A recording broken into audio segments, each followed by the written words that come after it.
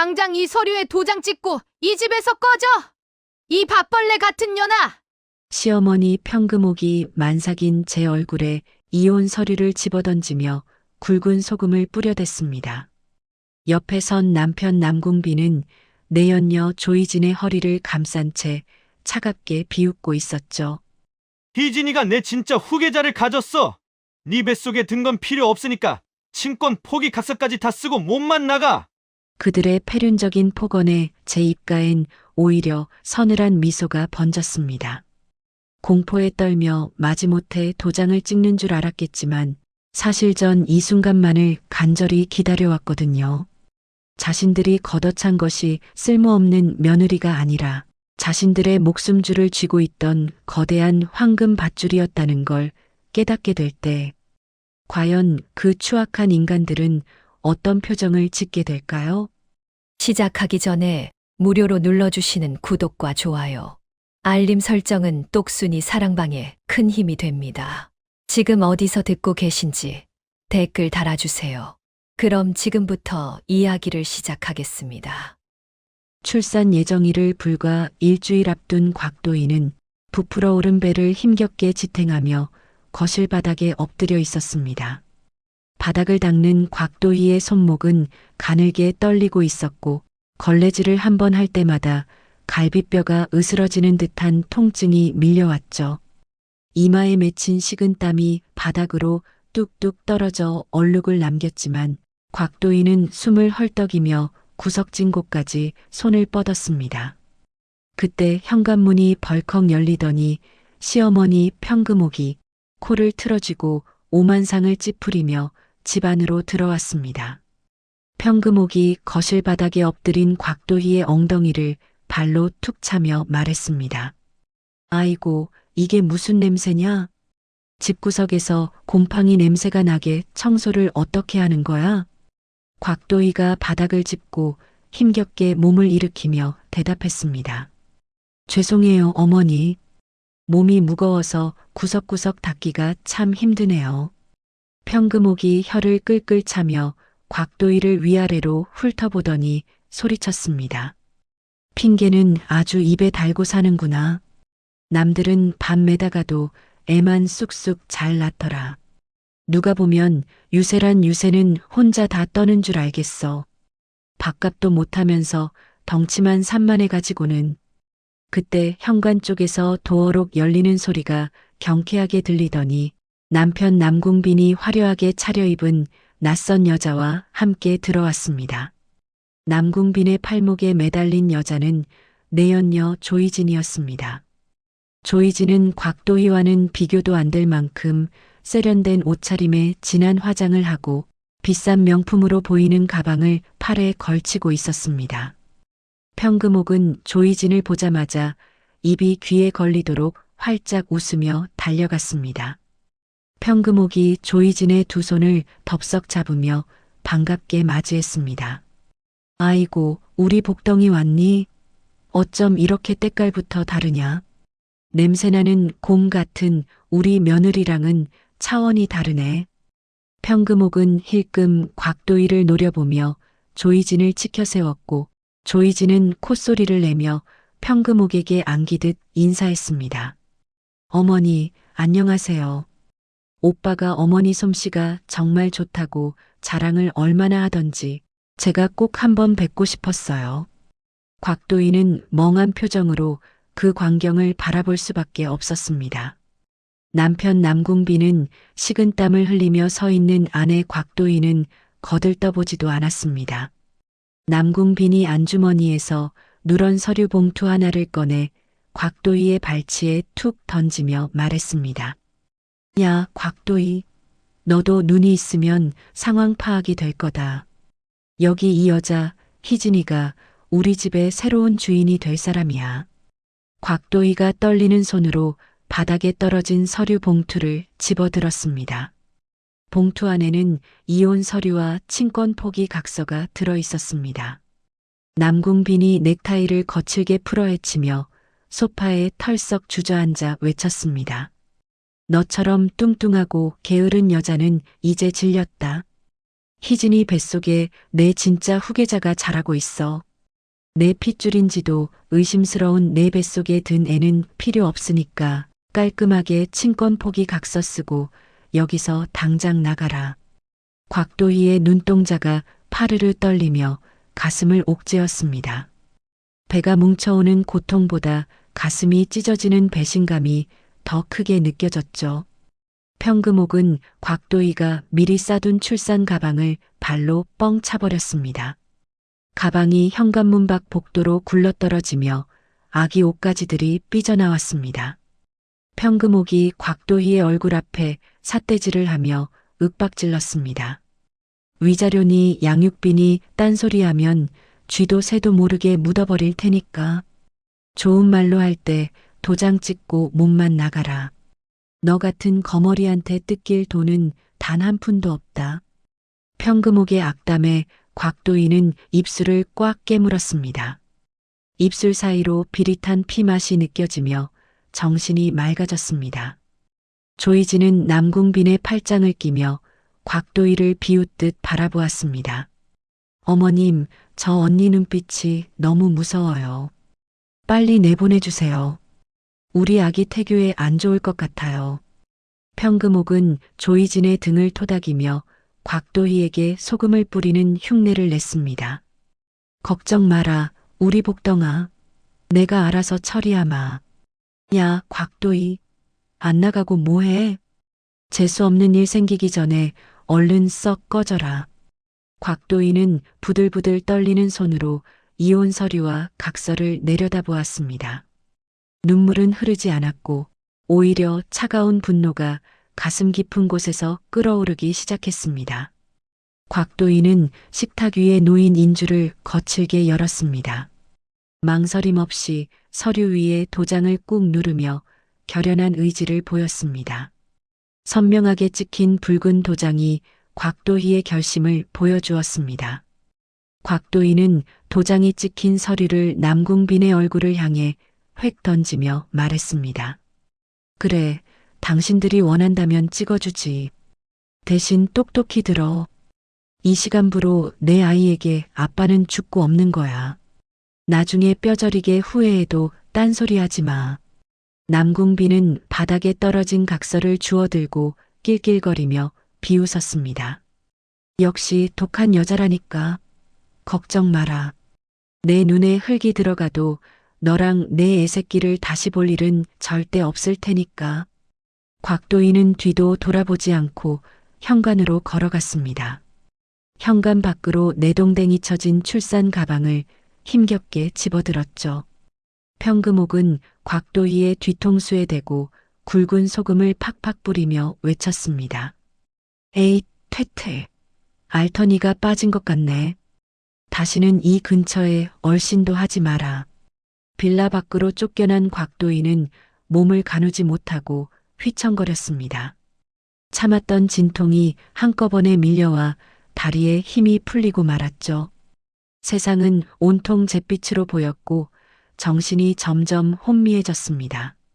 그때 어두운 골목길 한 구석에서 검은색 대형 고급 차량 한 대가 다가왔습니다. 차 문이 열리고 건장한 수행 비서들이 뛰쳐나와 쓰러지려는 곽도희를 정중하게 부축했습니다. 비서실장 강태진이 다급하게 곽도희를 뒷좌석에 태우며 물었습니다. 상무님, 괜찮으십니까? 늦어서 죄송합니다. 푹신한 가죽 시트에 몸을 기댄 곽도희가 가쁜 숨을 몰아쉬며 휴대전화를 꺼내 응용 프로그램을 몇 번 두드렸습니다. 손가락이 떨렸지만 곽도희의 눈빛만은 형형하게 빛나고 있었습니다. 곽도희가 강태진을 향해 서리발처럼 차가운 목소리로 명령했습니다. 강 실장님, 지금 바로 법무팀 움직여요. 방금 내가 찍은 각서, 즉시 공증 절차 밟으세요. 그리고 그 인간들 손에 쥐어준 내 가족 카드들, 지금 당장 정지시켜요. 강태진은 백미러로 곽도희의 상태를 살피며 고개를 깊게 숙였습니다. 네, 알겠습니다. 상무님, 병원 귀빈 전용 분만실을 이미 준비해뒀습니다. 조금만 참으십시오. 차가 부드럽게 출발하자 곽도희는 차창 밖으로 멀어지는 낡은 빌라를 보았습니다. 그곳은 이제 곽도희에게 지옥일 뿐이었습니다. 한편 빌라 거실에서는 남궁빈 일가의 축제 분위기가 한창이었습니다. 평금옥은 전화기 응용 프로그램을 이용해 음식을 잔뜩 시켰습니다. 족발과 보쌈, 치킨과 피자까지 상다리가 부러질 듯 차려졌죠. 평금옥이 냉장고에서 포도주를 꺼내 흔들며 신나게 외쳤습니다. 아이고, 우리 복덩이 희진이 덕분에 속이 다 시원하다. 오늘 같은 날은 축배를 들어야지. 남궁빈도 신이 나서 콧노래를 부르며 배달 기사에게 카드를 건넸습니다. 여기 계산해 주세요. 일시불로 긁어주세요. 배달 기사가 단말기에 카드를 꽂았습니다. 잠시 후 삑하는 소리와 함께 기계적인 안내음이 흘러나왔습니다. 도난 및 분실 카드입니다. 거래가 거절되었습니다. 남궁빈의 얼굴에서 웃음기가 순식간에 사라졌습니다. 배달 기사가 의심스러운 눈초리로 남궁빈을 쳐다보며 말했습니다. 손님, 이거 분실 신고된 카드라고 나오는데요. 남궁빈이 당황하며 카드를 빼서 다시 확인했습니다. 분명 자신이 평소에 펑펑 쓰던 카드가 맞았습니다. 남궁빈이 어쩔 줄 몰라 하며 배달 기사에게 소리쳤습니다. 이게 무슨 소리야? 아까 낮에도 담배 사면서 잘 썼는데 기계가 고장 난 거 아니에요? 평금옥이 족발을 뜯으려다 말고 눈을 동그랗게 뜨며 물었습니다. 아니, 이게 무슨 망신이냐? 도희 그년이 돈 들고 튀면서 심술을 부렸나 보다. 아이고, 내 돈, 내 피 같은 돈. 평금옥은 바닥을 치며 통곡하는 흉내를 냈고 조이진은 짜증 섞인 표정으로 팔짱을 꼈습니다. 조이진이 남궁빈을 쏘아보며 차갑게 물었습니다. 오빠 어떻게 된 거야? 능력 있는 사장이라며. 지금 배달 음식 하나 결제 못해서 이러는 거야? 남궁빈의 얼굴이 수치심으로 벌겋게 달아올랐습니다. 사실 그동안 남궁빈이 써대던 카드는 곽도희가 만들어준 가족 카드였습니다. 곽도희가 집을 나가면서 카드를 즉시 정지시켰다는 사실을 남궁빈은 꿈에도 모른 채 억울함에 길길이 날뛰었습니다. 남궁빈이 애꿎은 현관문을 발로 걷어차며 소리를 질렀습니다. 이런 젠장, 곽도의 이 독사 같은 여자, 내 돈 훔쳐서 도망갔어. 잡히기만 해봐. 가만 안 둔다. 하지만 이미 곽도희는 그들의 손이 닿지 않는 곳으로 가고 있었습니다. 곽도희를 태운 차는 고급 병원의 입구로 미끄러지듯 들어갔습니다. 비명과 악취가 가득한 빌라와는 다른 조용하고 우아한 병원 안에서 곽도희는 새로운 삶을 위한 마지막 진통을 견뎌내고 있었습니다. 곽도희가 집을 나간 지 불과 사흘이 지났을 뿐이지만 남궁빈의 중소기업 사무실은 그야말로 아수라장이 되어 있었습니다. 평소라면 조용했을 복도에는 거친 고함 소리가 울려 퍼졌고 사무실 안은 깨진 유리 파편과 서류 뭉치들이 어지럽게 널려 있었죠. 원자재 납품업체 사장들이 들이닥쳐 책상을 발로 차고 남궁빈의 멱살을 잡으며 밀린 대금을 내놓으라고 난동을 부리고 있었습니다. 한 사장이 남궁빈의 넥타이를 거칠게 잡아당기며 소리쳤습니다. 야, 남궁빈. 물건값 준다고 약속한 지가 벌써 석 달째야. 오늘까지 돈 안 나오면 나도 여기서 안 나가고 다 부숴버릴 거야. 남궁빈이 덜덜 떨리는 손으로 사장의 팔을 붙잡으며 애원했습니다. 사장님, 제발 진정하세요. 제가 안 드리겠다는 게 아니라 지금 자금 회전이 잠깐 막혀서 그래요. 옆에 있던 다른 사장이 서류 파일을 남궁빈의 얼굴에 던지며 비웃었습니다. 자금 회전? 웃기고 자빠졌네. 내 마누라 곽도희가 뒤에서 다 메워주고 있었던 거 우리가 모를 줄 알아? 당장 그 여자한테 연락해서 돈 가져오라고 해. 남궁빈은 그제야 눈앞이 캄캄해지는 기분을 느꼈습니다. 사실 그동안 회사가 굴러갔던 것은 남궁빈의 능력이 아니라 곽도희가 친정에서 가져온 자산과 사비를 털어 구멍난 독을 막아왔기 때문이었죠. 남궁빈이 구석에서 떨고 있는 격리 직원을 향해 다급하게 소리쳤습니다. 미스 김, 법인 계좌에 남은 돈 없어? 일단 급한 불부터 꺼야 하니까 있는 대로 다 긁어 모아봐. 격리 직원이 모니터를 돌려 보여주며 울먹이는 목소리로 대답했습니다. 사장님, 이미 말씀드렸잖아요. 상무님께서 집 나가시자마자 법인 계좌 잔고는 영원이 됐어요. 게다가 전기세랑 인터넷 요금도 석 달이나 밀려서 오늘 오후면 다 끊긴대요. 남궁빈은 힘없이 무릎을 꿇고 차가운 바닥에 주저앉았습니다. 자신이 걷어찬 조강지처가 사실은 이 회사의 생명줄이었다는 사실을 이제야 뼈저리게 느끼며 머리카락을 쥐어뜯었죠. 도망치듯 사무실을 나와 집으로 돌아왔지만 그를 기다리고 있는 풍경은 더욱 처참했습니다. 현관문을 열자마자 퀴퀴한 곰팡이 냄새와 썩은 음식 냄새가 코를 찌르며 남궁빈을 맞이했습니다. 거실 바닥에는 사흘 동안 먹고 남은 배달 음식 용기들이 산더미처럼 쌓여 있었고 초파리들이 그 위를 윙윙거리며 날아다니고 있었습니다. 안방에서는 날카로운 고성이 오가고 있었습니다. 조이진이 코를 틀어쥐고 오만상을 찌푸리며 거실로 뛰쳐나왔습니다. 조이진이 남궁빈의 팔을 흔들며 신경질적으로 소리쳤습니다. 오빠, 저 노인네한테 좀 씻으라고 말해. 옆에만 가면 쉰내가 나서 숨을 못 쉬겠다니까. 노인네 냄새가 온 집안에 배서 미치겠단 말이야. 소파에 누워 텔레비전을 보던 평금옥이 벌떡 일어나며 삿대질을 했습니다. 뭐, 노인네 냄새? 인연이 아주 입만 열면 못하는 말이 없구나. 내가 내 시어머니 될 사람이야. 어디서 눈을 동그랗게 뜨고 바락바락 대들어? 평금옥은 화가 치미는지 주변에 있던 쿠션을 조이진에게 던졌습니다. 조이진은 콧방귀를 뀌며 평금옥을 위아래로 훑어보더니 비웃었습니다. 시어머니 대접받고 싶으면 돈을 좀 내놓든가요? 부잣집 사모님이라면서 집에 쌀도 없고 물도 없는데 무슨 며느리 대접을 받으려고 그래요? 평금옥이 가슴을 쥐어뜯으며 남궁빈을 향해 울부짖었습니다. 도훈아, 전현 말하는 것 좀 봐라. 내가 저런 거 보려고 도희를 내쫓은 줄 아니? 배고파 죽겠는데 밥도 안 하고 저게 뭐 하는 짓이야? 조이진이 팔짱을 낀 채 소파에 털썩 주저앉으며 쏘아붙였습니다.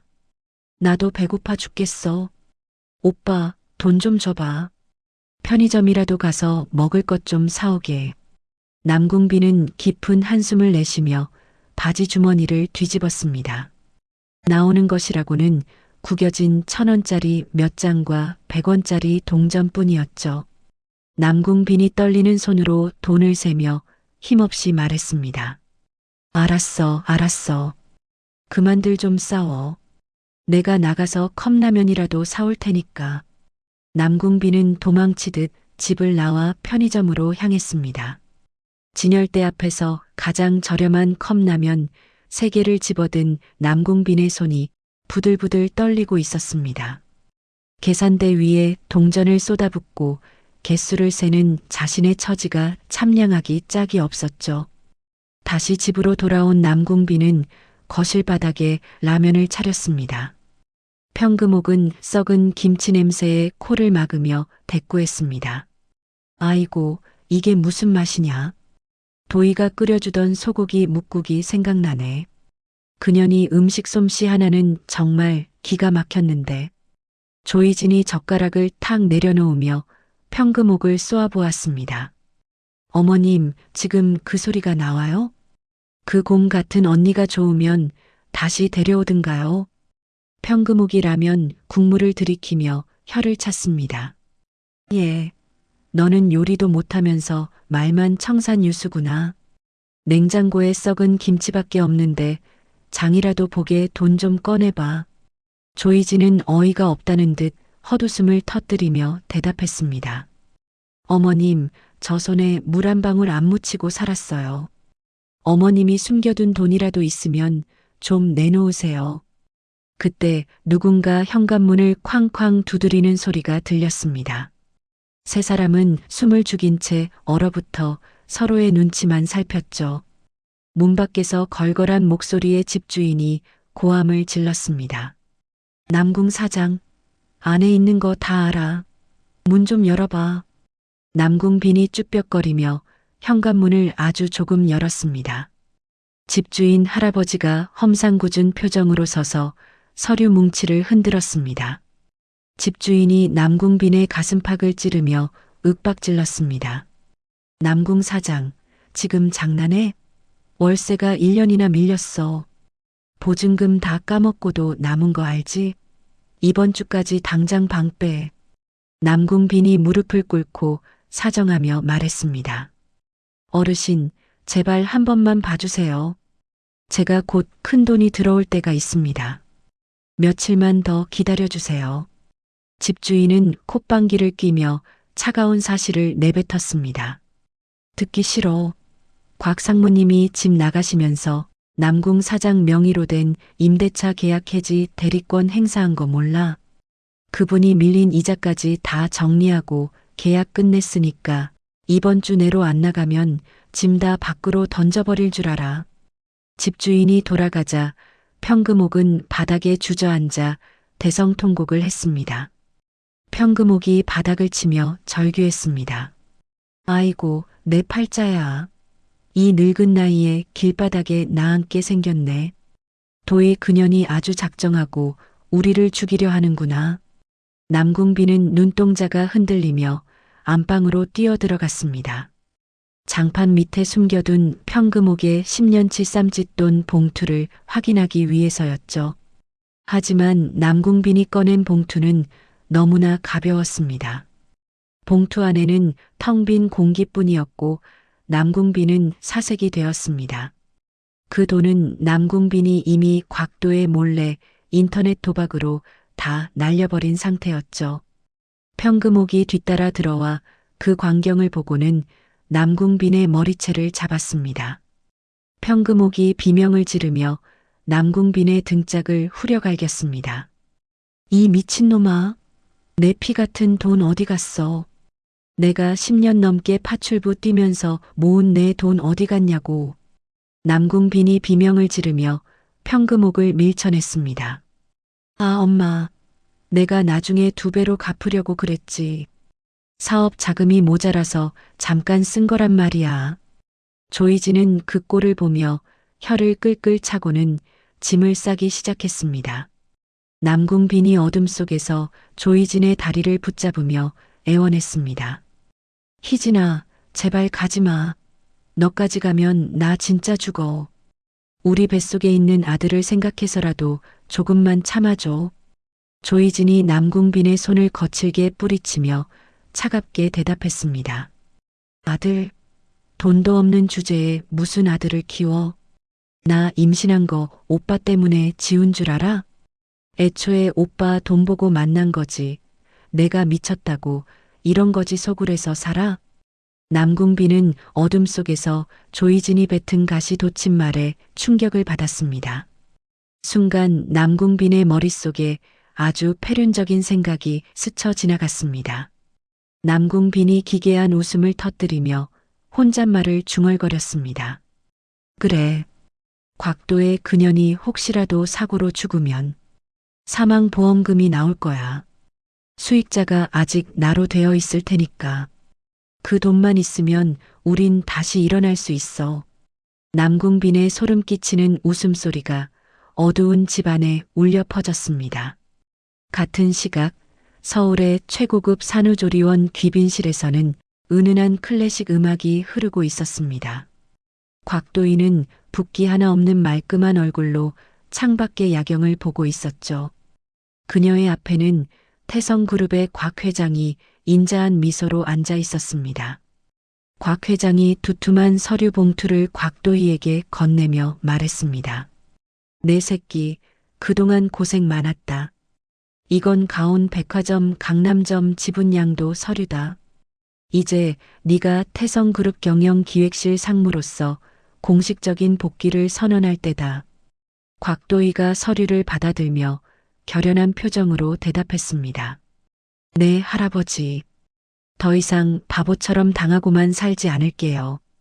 저를 기만했던 그 사람들에게 진짜 지옥이 무엇인지 똑똑히 보여주겠습니다.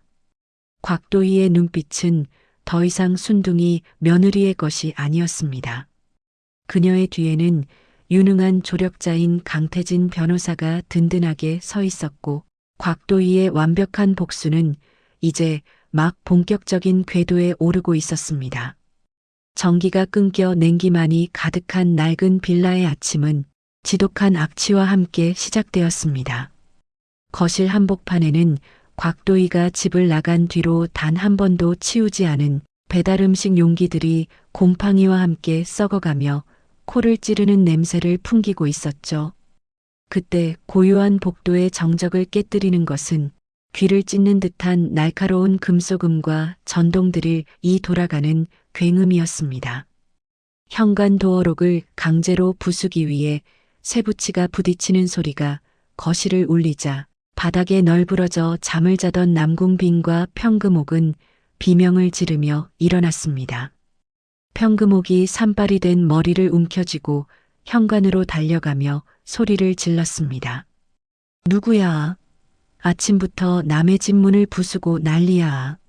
도둑이야. 사람 살려. 문이 거칠게 열리며 작업복을 입은 사내들이 들이닥쳤고 그 뒤로 무표정한 얼굴의 법원 집행관이 서류를 내밀며 대답했습니다. 법원에서 나왔습니다. 퇴거 명령이 떨어졌으니 강제 집행을 시작하죠. 짐 싸서 당장 이 집에서 나가주셔야겠습니다. 빨간 압류 딱지를 든 집행관들은 흙이 잔뜩 묻은 신발을 신은 채 거실로 성큼성큼 들어와 집안 곳곳을 누비기 시작했습니다.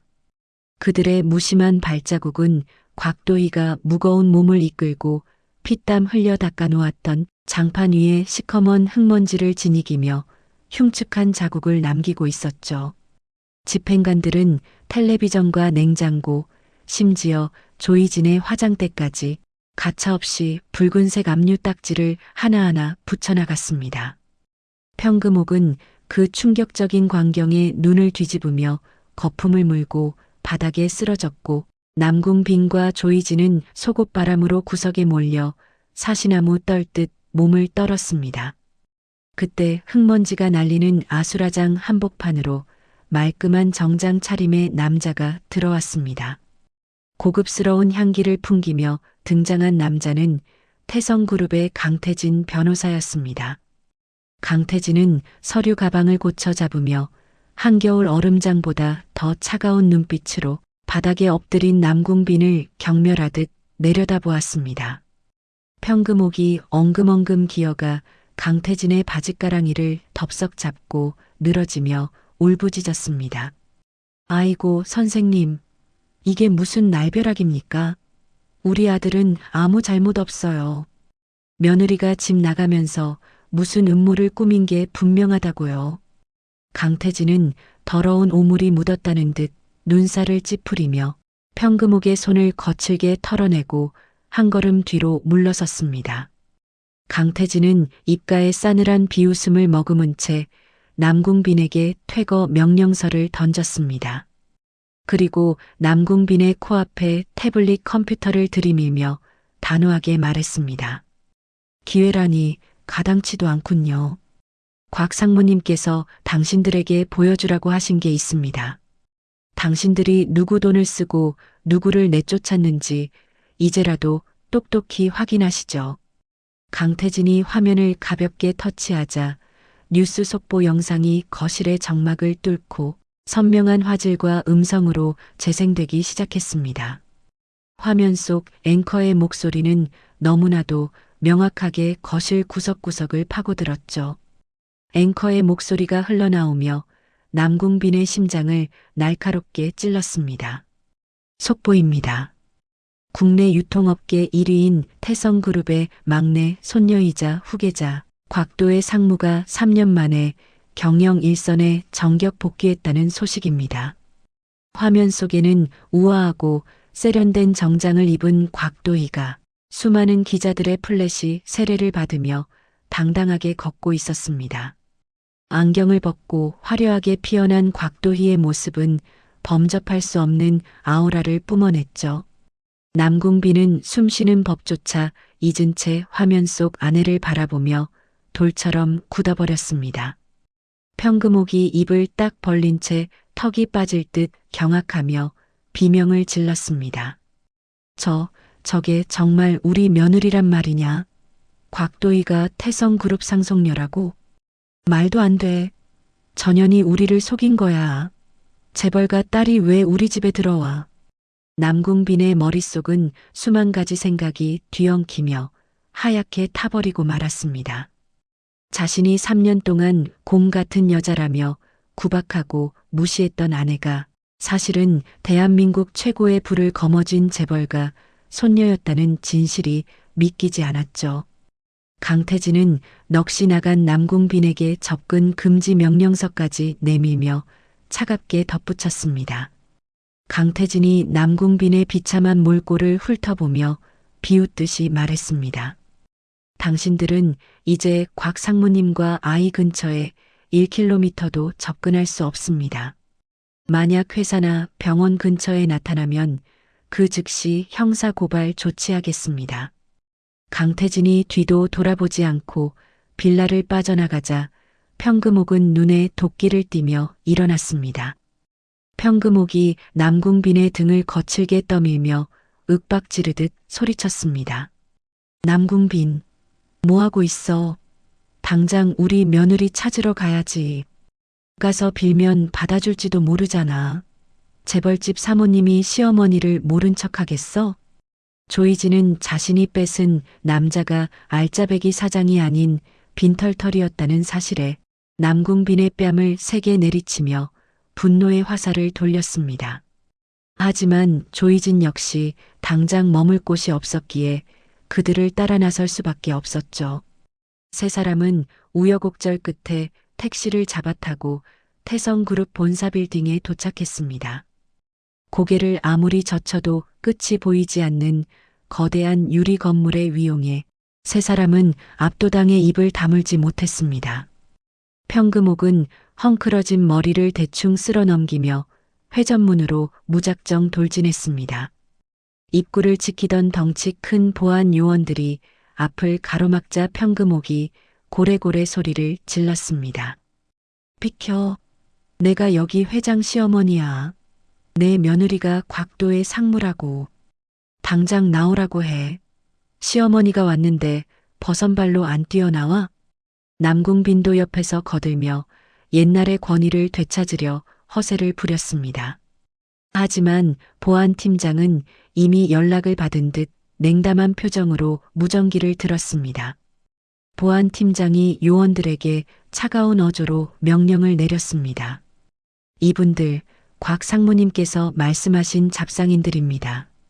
당장 밖으로 끌어내세요. 보안 요원들이 평금옥과 남궁빈, 조이진의 팔을 짐짝처럼 거칠게 들어 올렸습니다. 세 사람은 럭셔리한 대리석 로비 바닥 위에서 비참하게 질질 끌려나갔죠. 결국 회사 정문 밖 뜨거운 아스팔트 바닥 위에 개처럼 내동댕이 쳐지고 말았습니다. 지나가던 직장인들이 그 한심한 꼴을 보며 혀를 차고 사진을 찍어댔습니다. 평금옥은 바닥을 치며 대성통곡했지만 웅장한 회사 문은 굳게 닫힌 채 열리지 않았습니다. 갈 곳을 완전히 잃은 세 사람은 터덜터덜 발길을 돌려 동네 찜질방으로 향했습니다.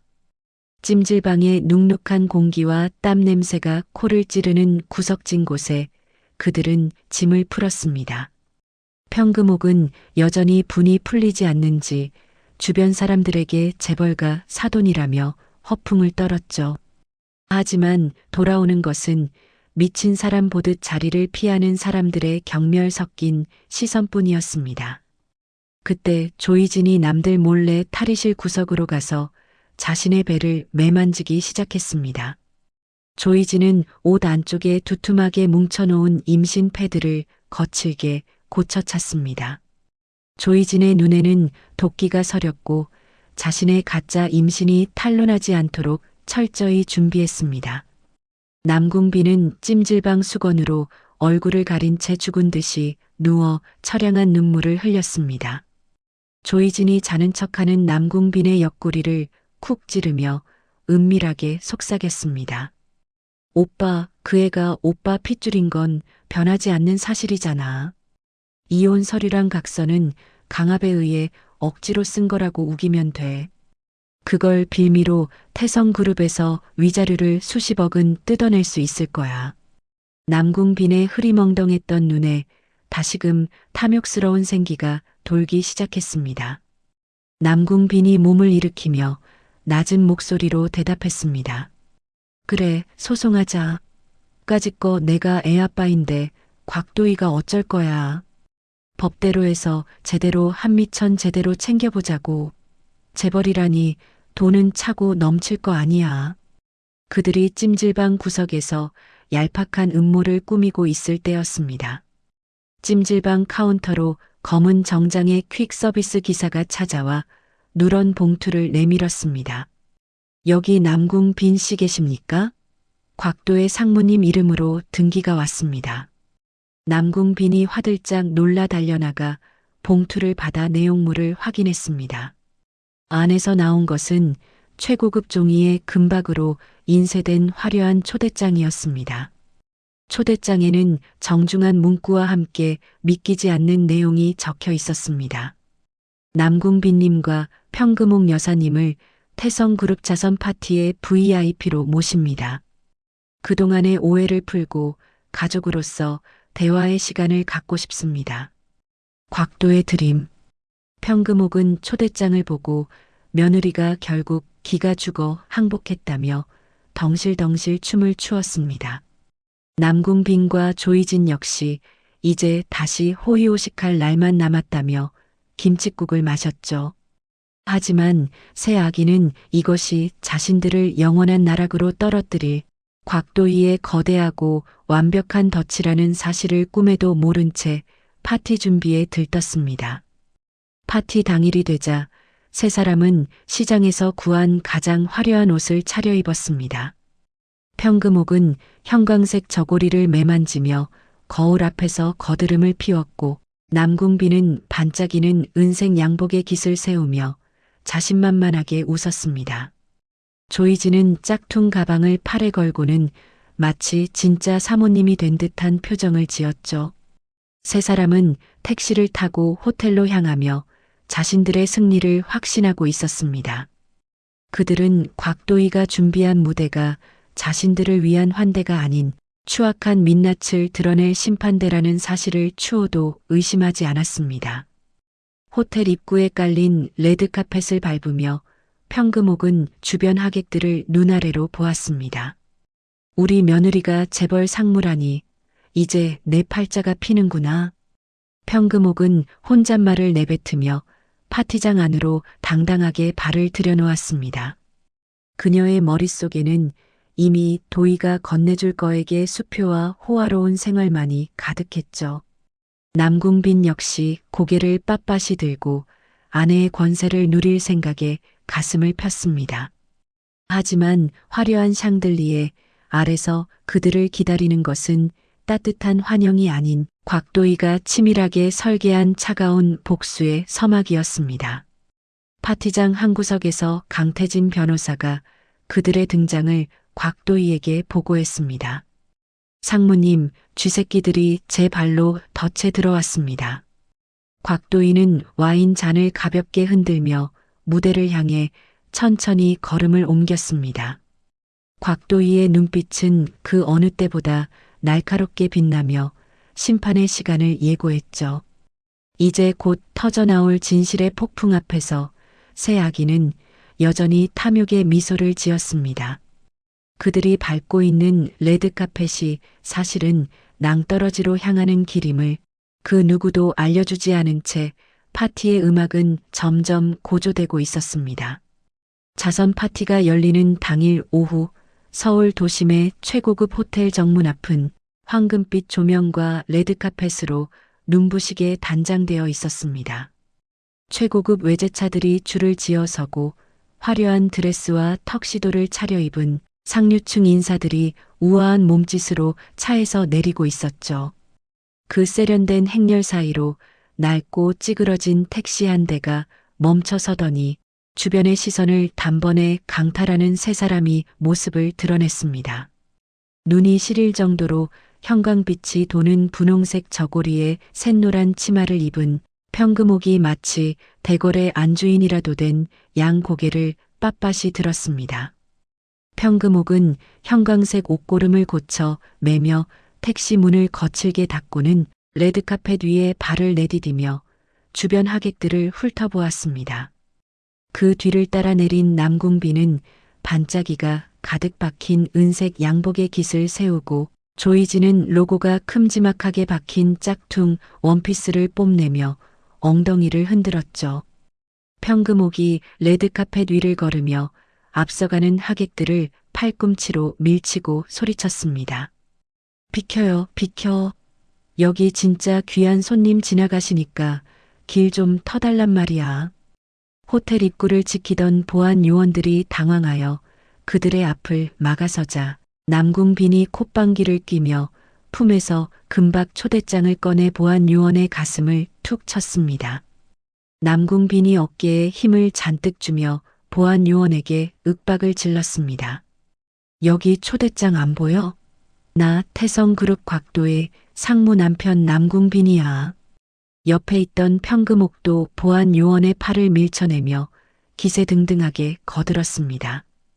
이분은 그 집안 시어머니 되시는 분이고 감히 누굴 막아서는 거야? 당신들 오늘부로 다 해고당하고 싶어서 작정을 한 거야 뭐야? 보안 요원이 초대장을 확인하고 무전기에 대고 무어라 속삭이더니 묘한 표정으로 기를 터주며 허리를 굽혀 인사했습니다. 세 사람은 서로 승리의 미소를 주고받으며 파티장 안으로 위풍당당하게 입성했습니다. 그들이 밟는 대리석 바닥 위로 천장의 샹들리에 빛이 쏟아져 내렸지만 그 화려한 조명 아래서 그들이 받은 시선은 존경이 아니라 경멸이었습니다. 평금옥은 하객들의 시선을 부러움이라 착각하며 지나가는 웨이터를 멈춰 세웠습니다.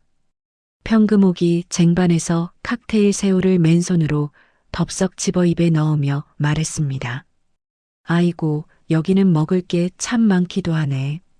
예, 물수건 좀 가져와 봐라. 평금옥은 새우 꼬리를 바닥에 뱉어내며 주변 귀부인들에게 큰 소리로 자랑했습니다. 조이지는 명품 드레스를 입은 여자들 사이에서 짝퉁 가방을 슬그머니 감추면서도 마치 자신이 이 파티의 주인공인 양도도한 척 고개를 치켜들었습니다. 파티장 2층 테라스에서 그 가관인 광경을 내려다보던 곽도인은 차가운 에스프레소를 한 모금 마시며 입가에 서늘한 미소를 띄었습니다. 옆에 서 있던 강태진 변호사가 태블릿을 확인하며 낮은 목소리로 보고했습니다. 상무님, 쥐새끼들이 미끼를 물고 안으로 들어왔습니다. 준비는 끝났습니다. 곽도희가 빈 잔을 테이블에 내려놓으며 서리빨 같은 목소리로 대답했습니다. 그래요, 강 변호사님. 이제 사냥을 시작해야죠. 내 인생에서 저 오물들을 영원히 쫓아내기 위한 마지막 무대니까요. 잠시 후 파티장의 조명이 서서히 어두워지더니 무대 위로 강렬한 빛이 떨어졌습니다. 화이트 슈트를 입고 눈부시게 등장한 곽도희의 모습에 장내는 환호로 가득 찼죠. 평금옥은 눈치도 없이 무대 아래서 손을 흔들며 고래고래 소리를 질렀습니다. 평금옥이 무대 위로 기어 올라가려다 강태진의 단단한 손에 가로막히자 외쳤습니다. 예, 며느라. 나 여기 있다. 어머, 우리 며느리 때깔 고운 것 좀 봐라. 저기 높은 데서 내려와서 이 시어머니한테 인사부터 해야지 뭐하니. 곽도희가 마이크를 잡고 차가운 눈빛으로 객석의 세 사람을 응시하며 입을 열었습니다. 곽도희의 단호한 목소리가 거대한 파티장에 쩌렁쩌렁하게 울려 퍼졌습니다. 귀한 시간 내주신 여러분께 진심으로 감사드립니다. 곽도희가 말을 멈추고 남궁빈을 쏘아보며 서늘하게 덧붙였습니다. 오늘 저는 이 자리에서 제 인생의 가장 추악했던 과거를 청산하려 합니다. 저기 서 있는 저 사람들이 만삭의 임산부에게 어떤 짓을 했는지 이 자리에 계신 여러분께서 똑똑히 지켜봐 주시기를 바랍니다. 곽도희의 신호와 함께 무대 뒤 거대한 대형 스크린이 환하게 켜졌습니다. 화면 가득 낡은 빌라, 거실에서 벌어진 참혹한 영상이 재생되기 시작했죠. 영상 속에서 만삭의 곽도희가 바닥에 엎드려 있고 평금옥이 발로 곽도희의 엉덩이를 차며 욕설을 퍼붓는 장면이 적나라하게 나왔습니다. 이어 남궁빈이 이혼 서리를 던지며 핏줄인지도 모르니 꺼지라고 외치는 날카로운 육성이 고성능 스피커를 통해 파티장 전체를 뒤흔들었습니다. 하객들이 경악하며 비명을 질렀고 여기저기서 짐승만도 못하다는 비난이 쏟아졌죠. 남궁빈의 얼굴은 순식간에 흑빛으로 변해 어쩔 줄 몰라 하며 손을 내저었습니다. 남궁빈이 식은 땀을 줄줄 흘리며 주변 사람들에게 변명하듯 외쳤습니다. 아니에요. 저건 다 가짜예요. 요즘 세상이 얼마나 좋은데 저런 건 다 조작된 딥페이크란 말입니다. 제 목소리가 아니에요. 곽도희는 비웃는 표정으로 조이진과 남궁빈이 주고받은 문자 내역을 공개했습니다. 도희 내쫓고 평금옥은 요양원에 버린 뒤에 돈 가로채자는 내용이 크게 뜨자 평금옥의 눈동자가 배신감으로 파르르 떨리며 옆에 있던 조이진을 노려보았습니다. 이성의 끈이 끊어진 평금옥이 괴성을 지르며 조이진의 머리채를 휘잡았습니다. 평금옥이 조이진의 뺨을 세게 내리치며 악을 쓰듯 소리쳤습니다. 이뱀 같은 년아, 네가 감히 내 아들을 홀려서 나를 고려장을 시키려 해? 내 아들이랑 짝짝꿍이 돼서 나를 요양원에 처박으려 했단 말이냐? 조이진도 지지 않고 평금옥의 형광색 저고리 고름을 잡아뜯으며 맞서 싸웠습니다. 조이진이 하이힐로 평금옥의 정강이를 걷어차며 비명을 질렀습니다. 조이진이 헝클어진 머리를 흔들며 평금옥에게 악을 썼습니다. 이 미친 노인네야. 애초에 남궁빈 오빠가 먼저 제안한 거야. 오빠가 어머니 쉰내 난다고 질색하면서 공기 좋은 요양원에 보내자고 했다고. 우아했던 파티장은 순식간에 머리카락이 휘날리고 옷감이 찢어지는 난투극이 되었죠. 남궁빈은 중간에서 말리려다 평금옥의 주먹에 코를 맞아 피를 흘리며 바닥을 굴렀습니다. 수백 명의 하객이 그 추태를 휴대전화로 찍으며 영상을 실시간으로 퍼뜨렸습니다. 곽도희는 단상 위에서 그 모습을 일말의 동정심도 없는 눈으로 내려다보았습니다. 곽도희가 옆에 서 있던 보안 팀장에게 고개를 끄덕이며 차갑게 명령했습니다. 이제 그만 치우세요. 파티장의 악취가 진동해서 더는 못 있겠네요. 건장한 보안 요원들이 무대 앞으로 달려들어 엉겨붙어 싸우는 세 사람을 떼어놓았습니다. 그들은 세 사람의 팔다리를 짐짝처럼 들어 올리고는 파티장 밖으로 질질 끌고 나갔죠. 평금옥은 산발이 된 머리로 바닥을 긁으며 곽도희를 향해 손을 뻗어 울부짖었습니다. 며느라, 도희야, 내가 잘못했다. 제발 이 시어머니 좀 살려다오. 하지만 보안 요원들은 그들을 호텔 정문이 아닌 주방 뒤편 쓰레기 집화장으로 데려갔습니다. 음식물 쓰레기통 옆 더러운 아스팔트 바닥 위에 세 사람이 내동댕이 쳐졌죠. 구정물에 젖은 형광색 한복과 찢어진 은색 양복은 오물과 섞여 형편없는 몰골이 되었습니다.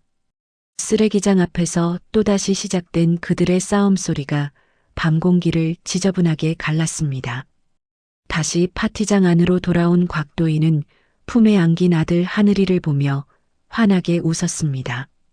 곽도희가 하객들을 향해 마이크를 들고 여유로운 목소리로 말을 이었습니다. 잠시 소란이 있었지만 이제 진짜 축제를 시작하려 합니다. 오늘은 제 아들 하늘이의 100일을 축하하는 자리이기도 하니까요. 하객들의 우레와 같은 박수 소리가 파티장을 가득 채우며 분위기를 반전시켰습니다. 지옥 같은 시간을 견뎌내고 스스로 빛이 된 곽도희의 눈에는 희망만이 가득 차 있었습니다. 강태진 변호사가 샴페인 잔을 들고 곽도희에게 다가와 조용히 속삭였습니다. 상무님, 정말 고생 많으셨습니다. 이제 1차 심판은 완벽하게 끝났네요. 곽도희는 샴페인 잔을 가볍게 부딪히며 하늘이의 통통한 볼을 부드럽게 쓰다듬었습니다. 아직 멀었어요, 강 변호사님. 저 인간들이 제 발로 지옥 끝까지 걸어 내려가게 만드는 건 이제부터 시작이니까요. 저들이 가진 마지막 욕심까지 다 타버리게 할 거예요.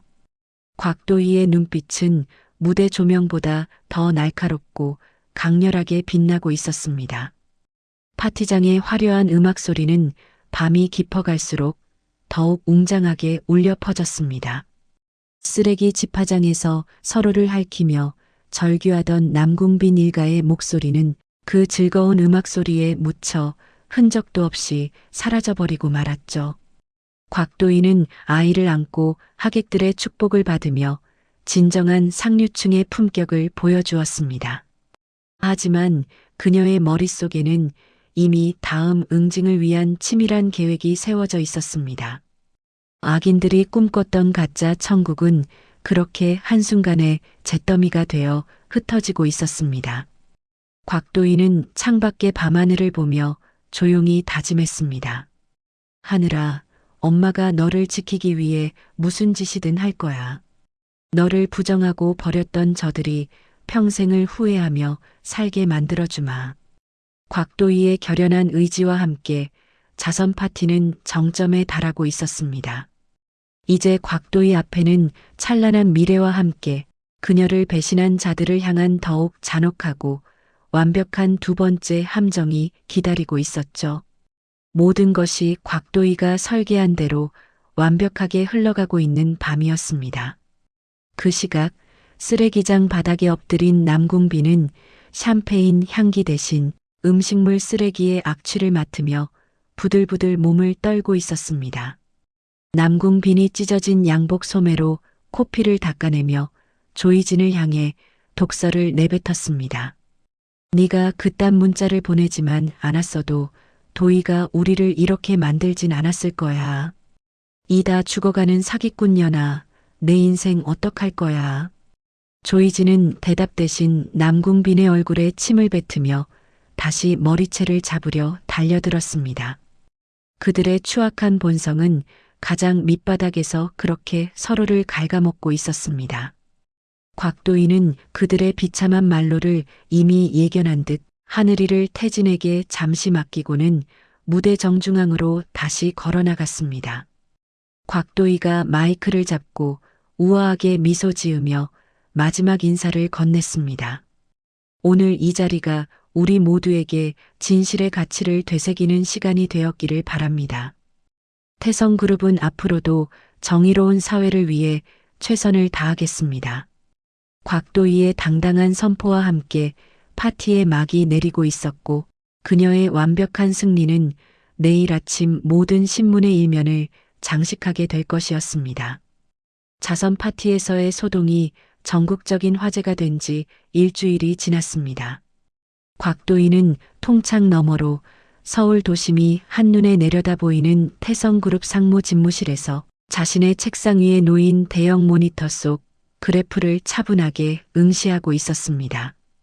연일 상한가를 기록하며 붉은 기둥으로 가득 찬 주가 차트는 그녀가 경영 일선에 복귀한 뒤 거둔 압도적인 성과를 증명하고 있었죠. 강태진 변호사가 김이 모락모락 나는 커피 잔을 들고 소파에 앉으며 말했습니다. 상무님, 이번에 새로 런칭한 유통 플랫폼이 시장에서 아주 큰 반향을 일으키고 있습니다. 주주들 사이에서도 상무님의 경영 능력을 이제는 누구도 의심하지 않는 분위기예요. 곽도희가 펜을 내려놓고 의자 등받이에 몸을 깊숙이 기대며 대답했습니다. 실력으로 증명하지 않으면 사람들은 언제든 다시 나를 의심할 테니까요. 강 변호사님, 저를 향한 찬사는 이 정도면 충분하니 저 아래 바닥에 처박힌 오물들의 소식도 좀 들려주시겠어요? 강태진이 태블릿 화면을 넘기며 서늘한 목소리로 보고를 이어갔습니다. 남궁빈 씨와 평금옥 씨는 찜질방에서도 쫓겨나 지금은 낡은 여인숙에 머물고 있습니다.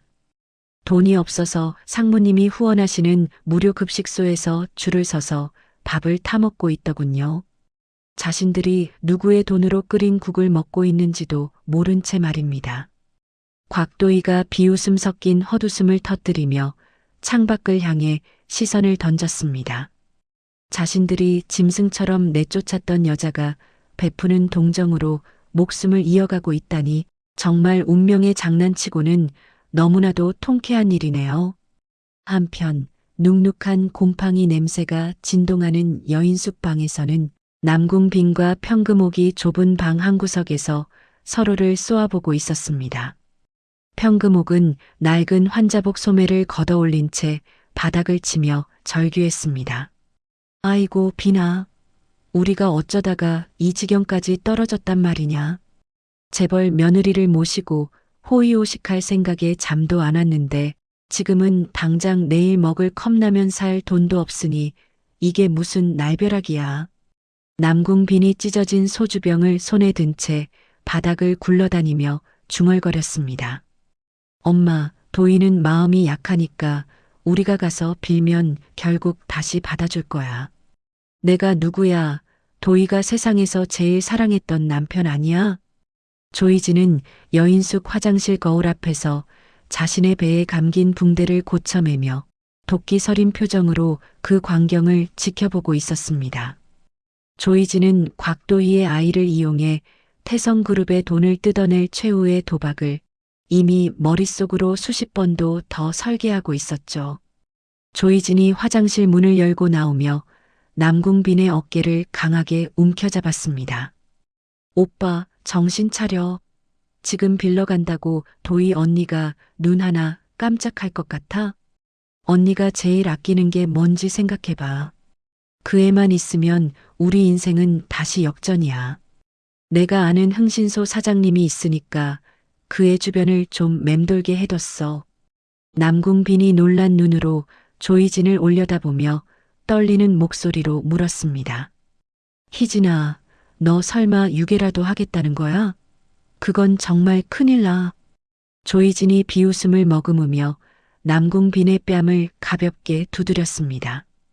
유괴가 아니라 아빠로서 아이를 보고 싶다는 정당한 권리를 행사하자는 거야. 사람들 앞에서는 애절한 부성애를 연기하고 뒤로는 합의금을 챙기면 되는 거지. 오빠는 그저 내가 시키는 대로 눈물만 흘리면 돼. 알았지? 하지만 조이진은 꿈에도 모르고 있었습니다. 강태진 변호사가 이미 그녀의 모든 의료 기록을 샅샅이 뒤져서 그녀가 오래전부터 불임 판정을 받았다는 사실을 확인했다는 것을요.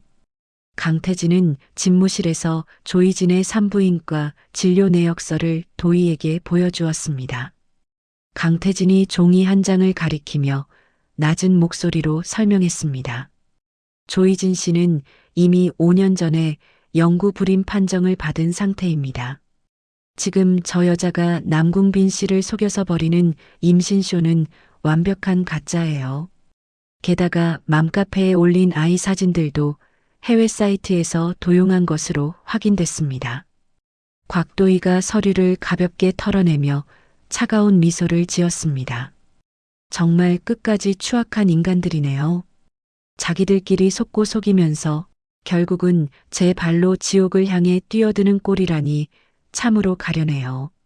그날 오후 곽도희는 퇴근 후 하늘이의 성장 앨범을 넘기며 평온한 시간을 보냈습니다. 강태진 변호사가 정갈한 차를 도희의 탁자 위에 올려두며 다정하게 말했습니다. 재경 씨, 아니 상무님. 이제는 조금 마음을 편히 가지셔도 됩니다. 하늘이는 제가 목숨을 걸고서라도 안전하게 지킬 테니까요. 곽도희가 태진의 따뜻한 시선을 마주하며 고개를 끄덕였습니다. 강 변호사님 덕분에 제가 다시 숨을 쉬고 살 수 있게 되었어요. 우리 하늘이에게도 강 변호사님은 아빠보다 더 든든한 존재라는 걸 잘 알아요. 그때 곽도희의 휴대전화로 익명의 메시지와 함께 여러 장의 사진이 도착했습니다. 사진 속에는 유모차를 타고 산책하는 하늘이와 그 뒤를 몰래 쫓아다니는 검은 옷의 남자가 생생하게 찍혀 있었죠. 곽도희가 부들부들 떨리는 손으로 전화를 꽉 쥐며 강태진에게 외쳤습니다. 강 변호사님, 이 사진들 좀 보세요. 저 추악한 인간들이 감히 내 아기 뒤를 밟고 있다고요. 어린이집 주변까지 기웃거리는 걸 보니 정말 미친 게 분명해요. 강태진이 사진을 훑어보며 미간을 찌푸렸지만 이내 냉정함을 되찾았습니다. 상무님, 진정하십시오. 이미 경호팀이 그 남자를 밀착 감시하고 있습니다. 오히려 이 상황이 저들을 사회적으로 완벽하게 매장할 결정적인 미끼가 될 거예요. 제가 아는 시사 프로그램 김 PD에게 연락해서 판을 키워보겠습니다. 곽도희가 가쁜 숨을 몰아쉬며 결연한 표정으로 대답했습니다. 좋아요. 전 국민이 보는 앞에서 저들의 가면을 낱낱이 벗겨주세요. 제 아이를 건드린 대가가 얼마나 참혹한지 뼈저리게 느끼게 해줄 거예요. 며칠 뒤 곽도희는 시사 토크쇼 진실의 눈 메인 PD를 은밀히 만났습니다. 곽도희가 정갈한 서류 뭉치를 PD에게 건네며 낮은 목소리로 제안했습니다. 김 PD님, 전 국민의 공분을 살 만한 확실한 특종을 하나 드릴게요. 재벌가에 핍박받는 불쌍한 서민 가족이라는 연극을 준비하는 자들이 있습니다. 그들이 생방송 무대 위에서 자신들의 민낯을 스스로 공개하게 만들어주세요. 김 PD가 서류 내용을 확인하고는 흥미롭다는 듯 고개를 끄덕였습니다. 상무님, 걱정 마십시오. 저들이 제 발로 스튜디오에 걸어 들어오게 하겠습니다. 여인숙에 처박혀 있던 남궁빈에게 모르는 번호로 전화가 걸려왔습니다. 방송국 PD라는 남자가 아주 정중하고 부드러운 목소리로 말을 건넸습니다. 남궁빈 선생님, 안녕하세요. 선생님의 억울한 사연을 제보받았습니다. 재벌가의 갑질에 맞서 아이를 되찾으려는 눈물겨운 부성의 특집을 기획 중입니다. 출연해 주신다면 저희가 선생님의 든든한 대변인이 되어드리겠습니다. 남궁빈이 기쁨에 겨워 평금옥을 향해 환호하며 소리쳤습니다. 엄마, 드디어 기회가 왔어. 방송국에서 우리 편을 들어주겠대. 우리가 텔레비전에 나가서 울며불며 하소연하면 국민들이 돈을 모아줄 거야. 도의 그년도 이미지 때문에라도 우리한테 수백억은 합의금을 주겠지. 평금옥은 덩실덩실 춤을 추며 장롱 속에 숨겨둔 낡은 옷들을 꺼냈습니다. 그럼 그렇지. 하늘이 무너져도 솟아날 구멍은 있다더니. 내가 방송에 나가서 며느리한테 맞은 이야기를 아주 실감 나게 해주마. 조이진 역시 옆에서 교활한 미소를 지으며 자신의 화장품을 챙겼습니다. 새 아기는 이것이 자신들을 위해 마련된 화려한 축제라고 믿어 의심치 않았습니다. 방송에 나가기만 하면 모든 빚을 청산하고 다시 사장님 소리를 들으며 호의호식할 날만 남았다는 김칫국을 마시며 생방송 날짜만을 손꼽아 기다렸죠. 하지만 곽도희는 집무실에서 강태진과 함께 스튜디오 배치도를 살피며 그들이 빠져나갈 수 없는 완벽한 법적 단두대를 설치하고 있었습니다. 그녀의 눈빛은 마치 굶주린 맹수처럼 먹잇감을 향해 날카롭게 빛나고 있었죠. 곽도희가 태진을 향해 샴페인 잔을 가볍게 들어올리며 말했습니다. 강 변호사님, 쥐새끼들이 배가 고파서 미끼를 아주 덥석 물었네요. 전 국민이 지켜보는 생방송 무대라니 정말 근사한 제삿날이 되지 않겠어요? 강태진이 차분하게 미소 지으며 도희의 잔에 샴페인을 채워주었습니다. 네, 상무님. 저들이 쏟아낼 거짓말 한마디 한마디가 결국 자신들의 목을 죄는 밧줄이 될 겁니다. 무대 준비는 끝났습니다.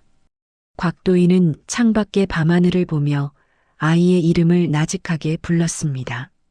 하늘아, 엄마가 너를 부정했던 자들에게 가장 잔인한 진실을 보여줄게. 다시는 그 누구도 우리를 함부로 대하지 못하도록 말이야. 곽도희의 가슴 속에서는 폭풍 전야와 같은 고요하고도 강렬한 투지가 끓어올랐습니다.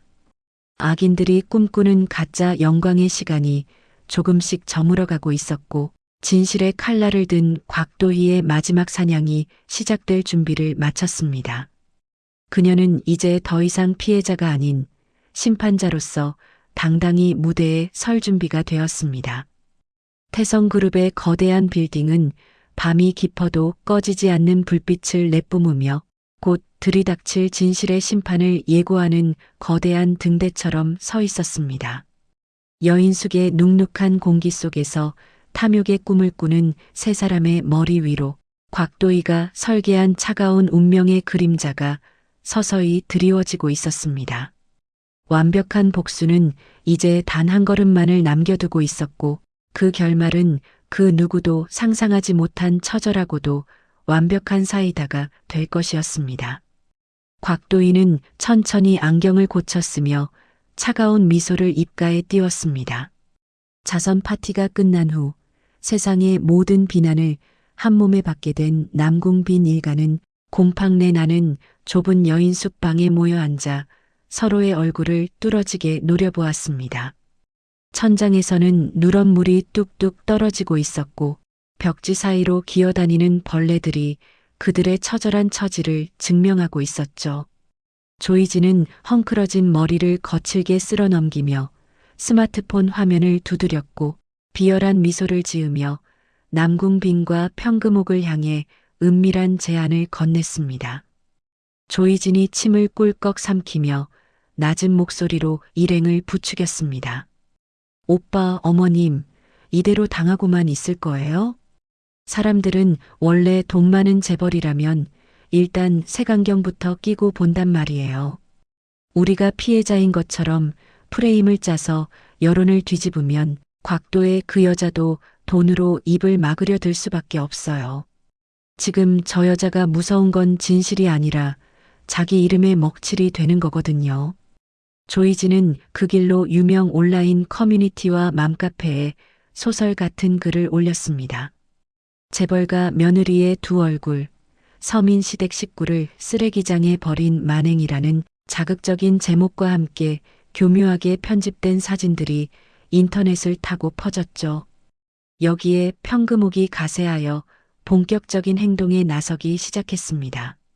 평금옥은 멀쩡한 다리에 하얀 붕대를 칭칭 감고 목에는 보호대까지 두른 채 태성그룹 본사 정문 앞으로 가서 낡은 휠체어에 몸을 실었습니다. 평금옥이 지나가는 사람들을 붙잡고 눈물을 쥐어짜며 비명을 질렀습니다. 여러분, 제 말 좀 들어보세요. 저기 저 높은 건물에 있는 재벌 며느리가 늙은 시어머니를 짐짝처럼 던져서 제 허리가 다 부러졌습니다. 돈 많으면 시어머니를 이렇게 개 패듯 패도 되는 세상입니까? 세상이 어떻게 돌아가려고 이런 폐륜이 벌어지는지 모르겠어요. 평금옥은 휠체어에서 떨어지는 신용을 하며 바닥을 긁는 열연을 펼쳤고 본사 앞은 금세 구경꾼들과 취재진으로 인산인해를 이루기 시작했습니다. 그 시각 남궁빈은 조이진이 미리 섭외한 사이버 레카 유튜버와 만났습니다. 남궁빈은 카메라가 돌아가기 직전 눈물 한약을 몰래 넣고는 초췌한 표정을 지었죠. 남궁빈이 카메라 렌즈를 응시하며 가슴을 치며 애절하게 호소했습니다. 저는 돈 같은 건 정말 관심도 없습니다. 그저 제 핏줄인 우리 아들을 한 번만이라도 따뜻하게 안아보고 싶은 아비의 마음뿐입니다. 그런데 제 아내는 재력을 앞세워 저를 파렴치범으로 몰고 아이를 뺏어갔습니다. 무능한 아버지가 아들을 찾을 수 있게 여러분이 도와주세요. 이 영상은 삽시간에 수백만 조회수를 기록하며 전 국민적인 분노를 자아냈습니다. 인터넷 댓글창에는 곽도희를 비난하는 악플들이 폭풍처럼 쏟아지기 시작했죠. 재벌이면 다냐, 시어머니 폭행은 선을 넘었다, 태성그룹 불매하자 등 여론은 걷잡을 수 없이 악화되었고 태성그룹의 주가는 곤두박질 치기 시작했습니다. 태성그룹 이사회는 긴급 소집되었고 이사들의 거센 압박이 곽도희를 향했습니다. 장 이사가 책상을 내리치며 곽도희를 매섭게 쏘아붙였습니다. 곽상무, 이게 도대체 무슨 망신인가? 개인적인 가정사 때문에 그룹 전체의 이미지가 실추되고 불매운동까지 벌어지고 있잖나. 당장 저 사람들과 합의를 하든 사과를 하든 해결책을 내놓게. 상무 자리가 애들 장난인 줄 아나? 회사가 무너지면 책임질 건가? 곽도희는 이사들의 비난 섞인 시선에도 흔들림 없이 차가운 표정을 유지했습니다. 하지만 집무실로 돌아온 곽도희를 기다리고 있는 것은 더 잔혹한 협박이었습니다. 조이진이 흥신소 직원을 시켜 도희의 아들 하늘이가 어린이집에 등원하는 모습과 집 주변을 배회하는 사진들을 곽도희의 개인 휴대전화로 전송한 것이었죠. 사진과 함께 도착한 메시지에는 짧지만 강렬한 조이진의 욕망이 담겨 있었습니다. 상무님, 아이가 참 예쁘네요. 100억이면 이 위험한 스토킹을 끝낼 수 있어요. 합의 안 하면 이 사진들이 어떤 자극적인 기사로 나갈지 상상해 보세요. 아이의 안전을 생각한다면 현명한 선택을 하시길 바랄게요. 곽도희는 사진 속 하늘이의 천진난만한 얼굴을 보자 온몸이 부들부들 떨려왔습니다. 하얗게 질린 손등 위로 핏줄이 서고 주먹을 꽉 쥐는 곽도희의 모습은 마치 폭풍 전야의 고요함처럼 서늘한 살기마저 느껴질 정도였습니다. 강태진 변호사가 다가와 곽도희의 어깨를 조심스럽게 다독이며 말했습니다. 상무님, 저들이 결국 가장 비겁한 방법을 선택했군요. 아이를 건드린 이상, 이제는 우리도 더 이상 방어만 하고 있을 수는 없습니다. 이미 모든 반격 준비는 끝났으니 상무님의 결정만 내리시면 됩니다. 곽도희가 사진을 책상 위로 거칠게 내던지며 강태진을 향해 결연하게 말했습니다. 강 변호사님, 저 쓰레기들이 제 아이를 장사 미천으로 삼으려 했어요. 이건 용서의 범위를 넘어섰습니다. 전 국민이 지켜보는 생방송 무대 위에서 저들의 추악한 민낯을 하나도 남김없이 다 까발려 줄 거예요. 방송국 김 PD에게 연락하세요. 제가 직접 스튜디오로 나가겠다고요. 가짜 눈물로 세상을 속인 죄가 얼마나 무거운지 똑똑히 보여주겠습니다. 곽도희는 정면 돌파를 선택했고 시사 프로그램 진실의 눈 출연을 확정지었습니다. 남궁빈 일가에게는 방송국을 통해 억울함을 풀어주겠다는 소식이 전달되었죠. 여인숙방에서 소식을 들은 남궁빈과 평금옥은 승리감에 취해 환호했습니다. 남궁빈이 평금옥과 조이진의 손을 맞잡으며 기쁘게 외쳤습니다. 엄마, 희진아, 드디어 우리가 이겼어. 방송국에서 판을 깔아준다잖아. 우리가 나가서 눈물 한번 제대로 쏟아주면 곽도희는 끝장이야. 조이진은 거울을 보며 가장 청초하고 불쌍해 보이는 화장법을 연구했고 평금옥은 방송에서 기절하는 연기를 선보이겠다며 의욕을 불태웠습니다. 생방송 당일 오후 방송국 대기실에는 팽팽한 긴장감이 감돌았습니다. 남궁빈은 일부러 며칠간 면도를 하지 않아 초췌한 몰골을 만들었고 평금옥은 다시 휠체어에 앉아 신음소리를 내는 연습에 몰두하고 있었죠. 조이진은 낡은 카디건을 걸치고 인형을 포대기에 싸서 아는 채 대기했습니다. 조이진이 인형을 다독이며 금방이라도 눈물이 터질 것 같은 목소리로 연습했습니다. 아이고, 우리 불쌍한 아기. 엄마가 미안해. 재벌 엄마한테 뺏겨서 미안해. 오빠, 내 연기 어때? 이 정도면 전국에 있는 엄마들이 다 울겠지? 오늘 방송 끝나면 우리는 진짜 돈방석에 앉는 거야. 오빠. 남궁빈이 조이진의 손을 꽉 잡으며 야욕에 찬 눈빛으로 고개를 끄덕였습니다. 드디어 스튜디오에 붉은색 생방송 사인이 켜지며 방송의 막이 올랐습니다. 진행자가 침통한 표정으로 카메라를 응시하며 오프닝 멘트를 시작했습니다. 시청자 여러분, 오늘 저희는 재벌가의 갑질로 인해 삶이 파괴된 한 평범한 서민 가족의 억울한 사연을 조명해 보려 합니다. 남궁빈 선생님, 지금 심정이 어떠신지 국민들께 직접 말씀해 주시죠. 남궁빈이 마이크를 잡고 울먹이는 목소리로 거짓 진술을 시작하려던 찰나 스튜디오의 육중한 문이 열리며 화이트 슈트 차림의 곽도희가 당당히 입장했습니다. 곽도희의 서늘한 미소와 범접할 수 없는 기계에 스튜디오는 순식간에 정적에 휩싸였죠. 곽도희가 남궁빈의 눈을 똑바로 응시하며 속으로 차갑게 을조렸습니다. 지옥에 온 걸 환영해, 남궁빈. 오늘이 너희들의 화려한 제삿날이니까.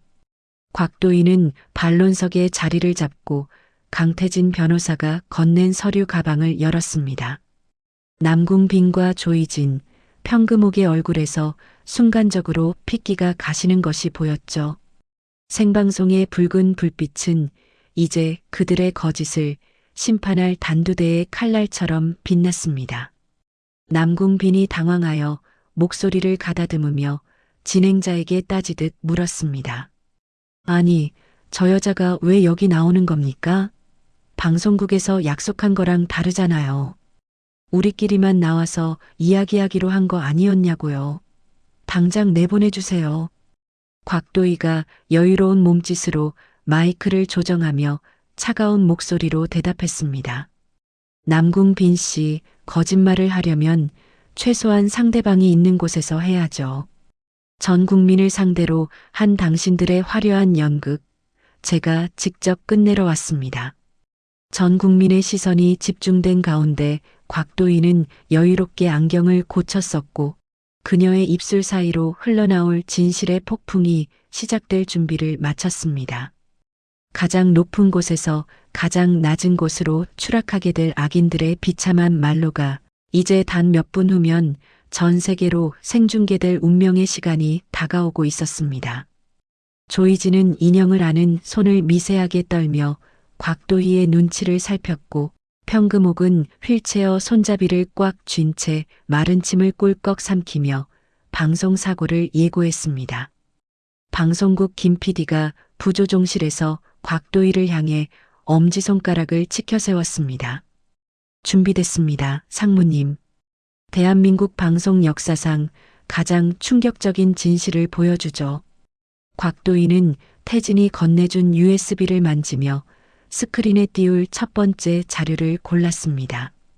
그것은 남궁빈 일가가 여인숙에서 나누었던 추악한 공모의 현장이 담긴 녹취였습니다. 이제 조명이 밝아지고 카메라가 곽도희의 얼굴을 클로즈업하자 그녀는 세상에서 가장 차갑고 아름다운 미소를 지으며 첫마디를 뱉을 준비를 했습니다. 곽도희가 카메라 렌즈를 뚫어지게 응시하며 낮은 목소리로 속삭였습니다. 자, 이제 시작해 볼까요? 당신들이 그토록 원하던 방송 출연이니까요. 스튜디오의 긴장감은 극에 달해 방청객들조차 숨을 죽이고 무대를 지켜보았습니다. 남궁빈은 셔츠 깃을 만지며 식은땀을 흘렸고 조이진은 애써 태연한 척했습니다.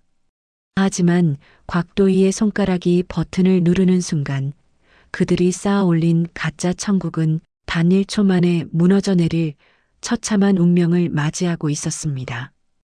곽도희는 하늘이의 사진을 가슴품에 소중히 간직한 채 마이크를 쥐었습니다. 어머니, 그리고 남궁빈 씨.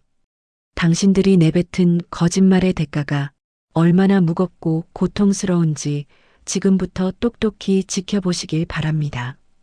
곽도희의 선전포고와 함께 대형 스크린에 첫 번째 영상의 첫 프레임이 떴습니다. 그것은 여인숙 복도에서 조이진이 임신 패드를 고쳐 차는 장면이었습니다. 스튜디오 안에는 짧은 탄식과 함께 거대한 폭풍이 몰아칠 준비를 마쳤습니다. 생방송 스튜디오의 거대한 전광판에 온 에어라는 붉은 글자가 선명하게 들어오고 전국으로 송출되는 카메라의 렌즈가 반론석에 앉은 곽도희를 향해 날카롭게 빛났습니다. 공기는 숨이 막힐 듯이 무겁게 가라앉았고 스튜디오를 가득 채운 방청객들은 침을 꿀꺽 삼키며 이 비극적인 가족사의 결말을 기다렸죠. 남궁빈은 셔츠 깃이 땀에 젖어 축 늘어질 정도로 긴장한 기색이 역력했지만 이내 마음을 다잡은 듯 비릿한 미소를 지으며 진행자에게 마이크를 요구했습니다. 남궁빈이 떨리는 손으로 마이크를 쥐고 비통한 연기를 시작하며 외쳤습니다. 여러분, 저 독한 여자가 제 인생을 망치고 우리 어머니를 길바닥에 내팽개쳤습니다. 심지어 제 자식까지 뺏어가서 아비 얼굴도 못 보게 막고 있어요. 돈만 있으면 세상 법도 다 무시해도 되는 겁니까? 옆에 있던 평금옥도 휠체어에 몸을 구부린 채 쿨럭거리며 가세했습니다. 평금옥이 힘없는 목소리로 쇳소리를 내며 방청객들을 향해 하소연했습니다. 아이고, 내 팔자야. 며느리한테 맞아서 다리가 병신이 됐는데도 병원비 한 푼 안 내주는 저 사악한 년을 좀 보세요. 억울해서 못 죽겠네. 곽도희는 그들의 추악한 연극을 일말의 미동도 없이 조용히 지켜보았습니다. 그러다 곽도희가 옆에 앉은 강태진 변호사에게 고개를 끄덕이자 강태진이 준비해온 휴대용 저장 장치를 방송 시스템에 연결했습니다.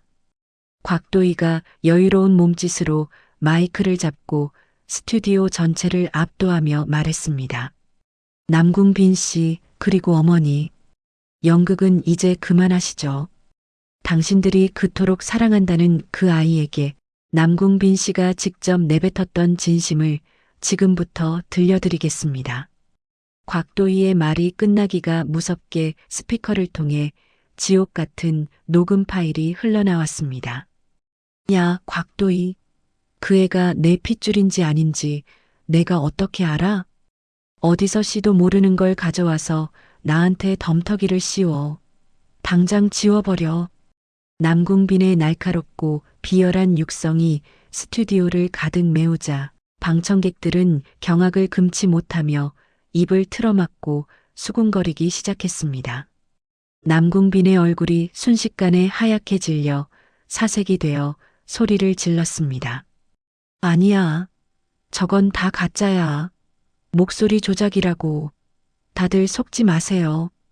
곽도희는 비웃는 듯한 표정으로 이번엔 평금옥을 향해 시선을 돌렸습니다. 곽도희가 차가운 목소리로 휠체어에 앉은 평금옥을 지목하며 말했습니다. 어머니, 다리가 아파서 한 걸음도 못 걷겠다고 하셨죠?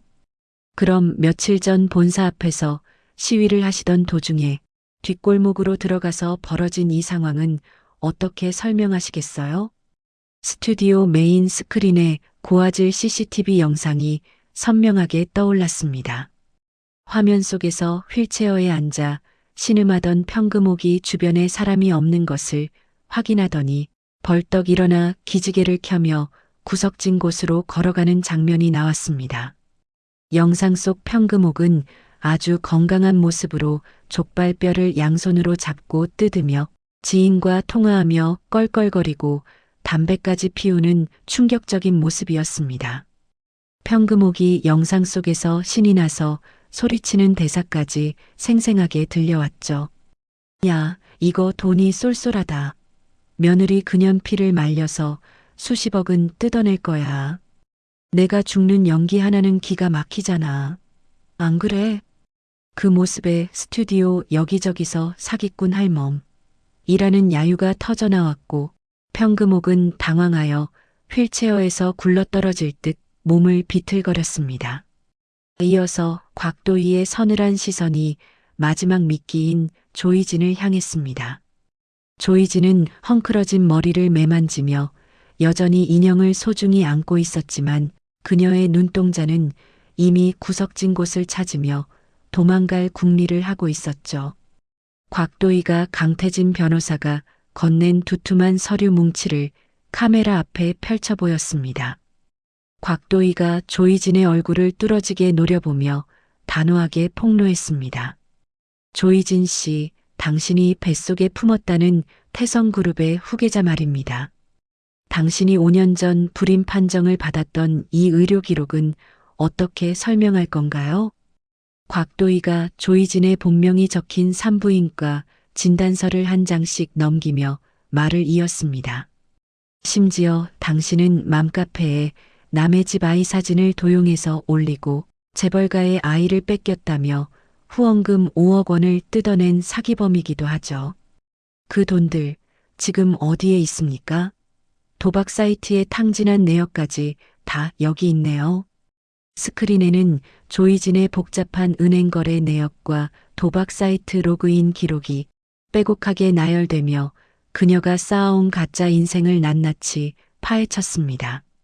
조이진은 비명을 지르며 포대기에 쌓인 인형을 바닥으로 내팽개쳤습니다. 조이진이 미친 듯이 웃으며 남궁빈의 멱살을 잡고 흔들기 시작했습니다. 조이진이 남궁빈의 뺨을 세게 내리치며 악을 쓰듯 소리쳤습니다. 야, 남궁빈. 이 멍청한 놈아. 다 너 때문에 걸린 거잖아. 네가 그날 술만 안 처먹었어도 우리가 이런 망신은 안 당했어. 내 인생 어쩔 거야. 네가 책임져. 이 거지 같은 놈아. 남궁빈도 지지 않고 조이진의 머리채를 잡아 낚아채며 맞서 싸웠습니다. 남궁빈이 헝클어진 머리로 조이진을 향해 독서를 내뱉었습니다. 뭐, 네가 먼저 꼬드겼잖아. 100억만 뜯어내면 팔자 고친다며. 이 불임 사기꾼 년아, 네가 우리 어머니 돈까지 다 가로챘지. 그때 휠체어에서 벌떡 일어난 평금옥이 조이진의 등에 올라타며 난동을 부렸습니다.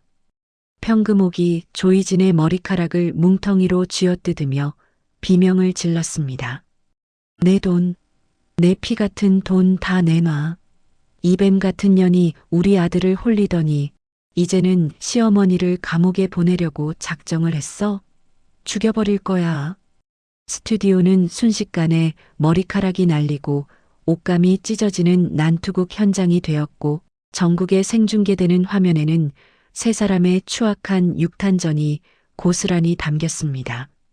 진행자는 어쩔 줄 몰라 하며 대본으로 얼굴을 가린 채 구석으로 피신했죠. 그때 방송국 스튜디오의 육중한 문이 다시 열리더니 제복을 입은 경찰관 수십 명이 구둣발 소리를 내며 안으로 들이닥쳤습니다. 경찰 팀장이 수갑을 꺼내 보이며 난투극을 벌이는 세 사람에게 엄중히 선포했습니다. 남궁빈, 조이진, 평금옥 씨, 당신들을 상습 사기 및 무고, 그리고 정보통신망법 위반 및 아동복지법 위반 혐의로 긴급 체포합니다. 경찰관들이 달려들어 엉겨붙어 싸우는 세 사람의 팔에 가차없이 수갑을 채웠습니다. 남궁빈은 수갑 찬 손으로 도희를 향해 무릎을 꿇으며 구걸하기 시작했습니다. 남궁빈이 바닥을 기며 곽도희의 구두 끝에 머리를 박고 오열했습니다.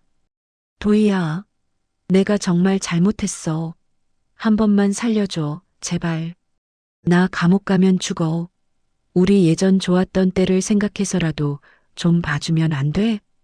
곽도희는 남궁빈의 비굴한 손길을 차갑게 뿌리치며 그를 내려다보았습니다. 곽도희가 남궁빈의 눈을 찌르듯이 노려보며 단호하게 말했습니다. 좋았던 때, 당신에게 내 인생은 그저 돈줄이었을지 몰라도 나에게 당신은 이제 씻어내야 할 더러운 오물일 뿐이야. 감옥에서 평생 네가 지은 죄를 뼈저리게 반성하면서 썩어 문드러지길 바라. 평금옥은 수갑을 찬 채로 경찰관들에게 들려나가며 끝까지 악담을 퍼부었습니다. 평금옥이 목에 핏대를 세우며 도희를 향해 침을 뱉으려 시도했습니다. 이 독한 년, 시어머니를 감옥에 보내고 네가 잘 살 것 같으냐? 천벌을 받을 거다. 내 돈 내놔. 내 아들 살려내라고 이 괴물 같은 년아. 조이진은 헝클어진 머리로 얼굴을 가린 채 아무 말도 하지 못하고 끌려갔습니다. 방청객들은 그들이 사라지는 뒷모습을 보며 우레와 같은 박수와 환호를 보냈고 진실이 승리하는 순간을 목격한 사람들의 눈에는 카타르시스가 가득했죠.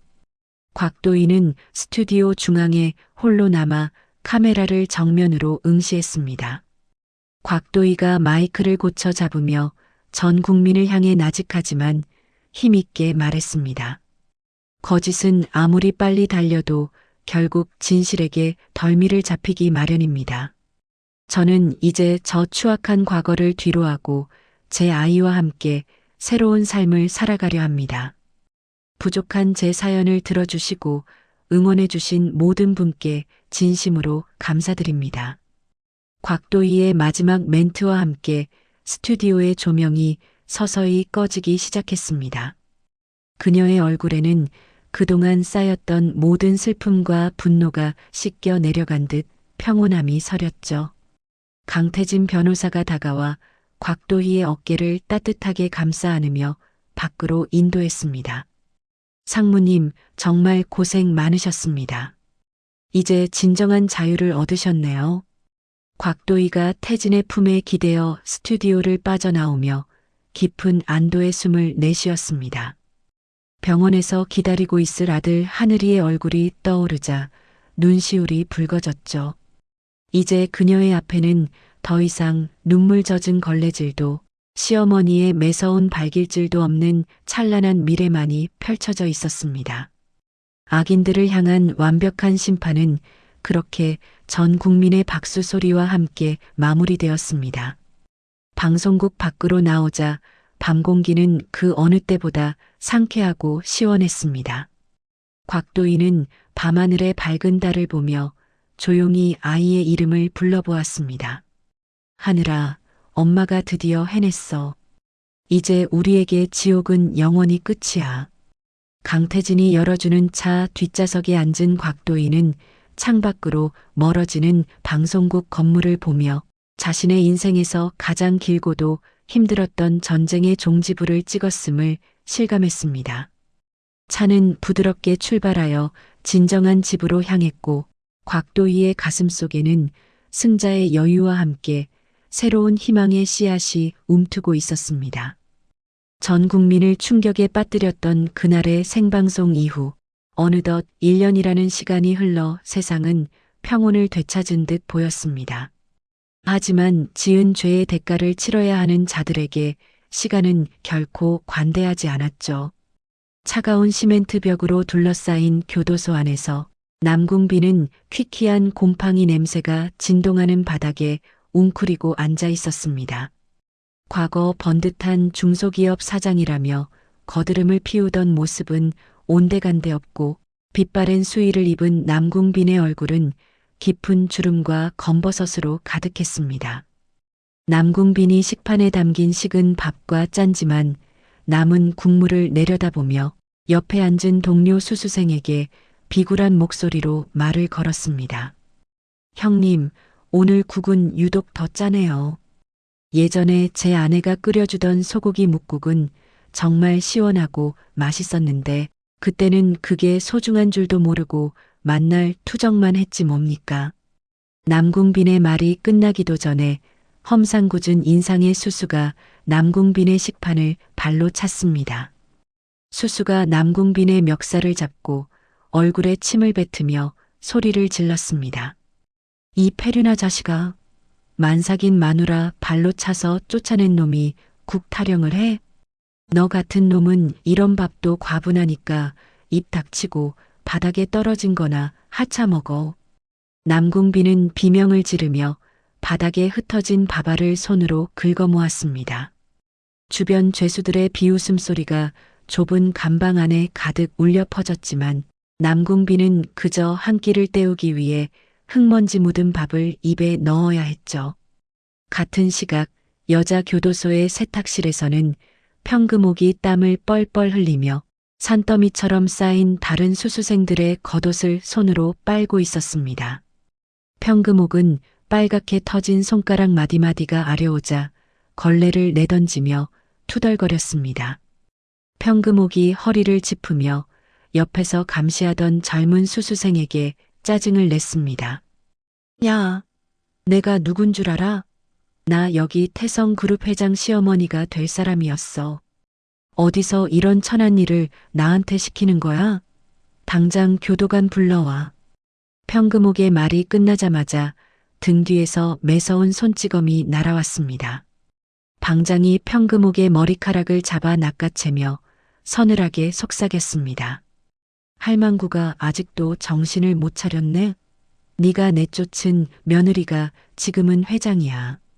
너는 그냥 여기서 썩어 문드러질 죄수일 뿐이라고.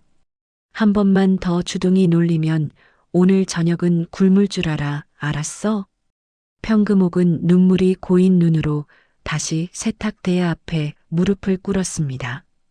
집에서 곽도희가 빨래를 할 때마다 손이 시리다고 투정 부리던 곽도희를 향해 빨래는 손맛이지 라고 비웃으며 세탁기를 못 쓰게 했던 과거가 떠올랐죠.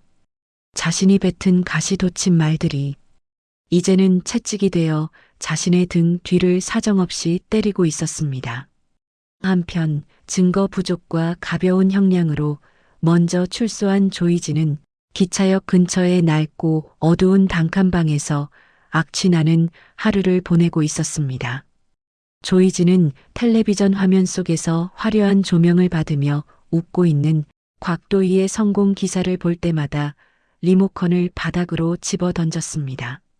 조이진이 헝클어진 머리를 쥐어뜯으며 방바닥을 긁어대며 중얼거렸습니다. 저건 내 자리였어. 내가 저 옷을 입고 저 가방을 들었어야 했다고. 남궁빈 그 멍청한 인간 때문에 내 인생이 다 망가졌어. 조이진은 편의점 도시락 하나를 살 돈도 없어 수돗물로 배를 채우면서도 끝까지 곽도희를 원망하며 증오의 불꽃을 키우고 있었습니다. 하지만 그녀를 기다리는 것은 곽도희의 자비가 아닌 전 국민의 싸늘한 외면이었죠. 전과자로 낙인 찍힌 조이진을 받아주는 곳은 그 어디에도 없었습니다.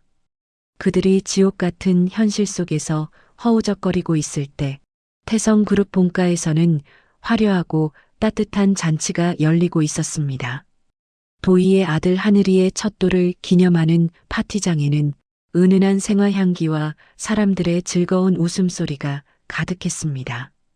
곽도희는 세련된 비단 한복을 입고 아이를 안은 채 하객들의 축복을 받고 있었습니다. 옆에서 든든하게 곽도희를 보좌하던 강태진 변호사가 다가와 아이의 머리를 다정하게 쓰다듬으며 도희에게 부드러운 목소리로 말했습니다. 상무님, 하늘이가 판사봉을 잡았네요. 이 아이는 상무님처럼 정의롭고 강한 사람으로 자랄 겁니다. 곽도희가 태진을 향해 화사하게 웃으며 대답했습니다. 강 변호사님 덕분에 우리 하늘이가 이렇게 건강하게 첫 돌을 맞이했어요. 피 한 방울 섞이지 않았지만 누구보다 하늘이를 사랑해 주셔서 정말 감사해요. 강태진은 품 안에서 작은 상자를 꺼내 곽도희의 손에 쥐어주었습니다. 그 안에는 영롱하게 빛나는 다이아몬드 반지가 담겨 있었고 강태진의 눈에는 곽도희를 향한 진심 어린 사랑이 가득 담겨 있었습니다. 강태진이 곽도희의 손을 조심스럽게 맞잡으며 나직하게 고백했습니다. 도희 씨, 이제는 상무님이라는 직함 뒤에 숨은 아픔은 다 잊으세요. 제가 평생 도희 씨와 하늘이의 울타리가 되어주고 싶습니다. 저와 결혼해 주시겠어요? 곽도희는 감동의 눈물을 흘리며 고개를 끄덕였고 두 사람은 하객들의 박수 속에 입을 맞췄습니다. 돌잔치가 끝난 뒤 곽도희는 강태진과 함께 특별한 장소로 이동했습니다. 그곳은 바로 남궁빈과 평금옥이 자신을 구박하며 살게 했던 그 낡고 지저분했던 빌라가 있던 자리였습니다. 도희는 그 부지를 통째로 매입하여 빌라를 허물고 그 자리에 현대식으로 지어진 태성 한부모 복지센터를 완공했습니다. 센터 앞에는 곽도희의 이름과 함께 상처 입은 이들의 쉼터라는 글귀가 새겨져 있었죠. 센터 개관식 날 곽도희는 단상 위에서 마이크를 잡고 우아하게 미소 지었습니다. 곽도희가 모인 사람들을 향해 떨리지만 힘 있는 목소리로 연설했습니다. 저는 이곳에서 인생의 가장 어두운 터널을 지났습니다. 하지만 이제 그 터널을 허물고 누군가에게는 새로운 빛이 되는 공간을 만들려 합니다. 세상의 모든 어머니와 아이들이 더 이상 눈물 흘리지 않는 세상을 꿈꿉니다.